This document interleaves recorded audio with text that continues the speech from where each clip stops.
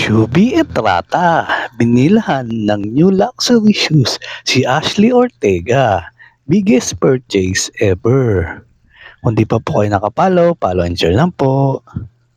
Aliw ang naging kwento ng kapuso rising star na si Shubi Etrata matapos niyang ilahad na napalitan na niya ang mamahaling dial shoes ng kaibigang si Ashley Ortega. Sa kanyang naging guesting sa Fast Talk with Boy Abunda ay nausisa siya kung nalilibre na niya ngayon ang kaibigan dahil may kakayahan na siya ngayon. Chika ni Shubi, hindi lang libre, bagkus napalitan na niya ang nasirang sapatos ni Ashley na hiniram niya noon. Kasunod nito ang kwelang chika niya nang magpunta siya sa store ng naturang luxury brand habang siya ay nasa Japan.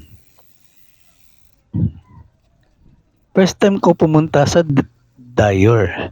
Pumasok ako sa Dior kasi nga may nasira po akong heels ni Ash na Dior. So dala-dala ko yun. Sabi ko talaga sa sarili ko, once magkapera na ako, bibilhan ko si Ashley ng Dior na sapatos. Kwento ni Shubi. Noong nasa Japan ako, hindi talaga ako nag-shopping kasi hindi ko naman feel yung need ko to shop eh.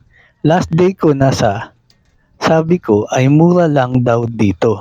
Tiningnan ko yung bangko ko, sabi ko parang kaya ko naman na pala. Kaya ko naman na pala siguro.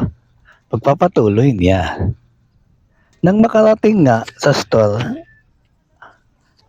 ay di na iwasang kabahan si Shubi dahil first time niyang makapasok dito.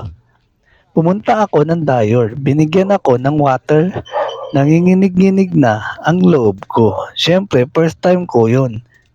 Nang kasama ko yung tito ko na hindi rin marunong.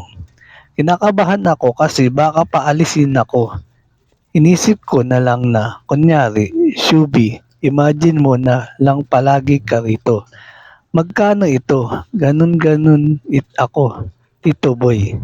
Pero I was really happy to buy the shoes for her, say ni Shubi. Hirit pa niya, that was my biggest purchase ever. Matatanda ang naikwento noon ni Shubi sa vlog ni Vice Ganda na hindi niya sinasadyang masira ang nahiram na Dior shoes ng malapit na kaibigan na ginamit niya nang mag-guest sa isang show matapos nilang ma-evict ng kanyang kapamilya duo na si Clarice de Guzman. At yan ang totoo. Alright. Thank you for watching po. Para po more video. Salamat!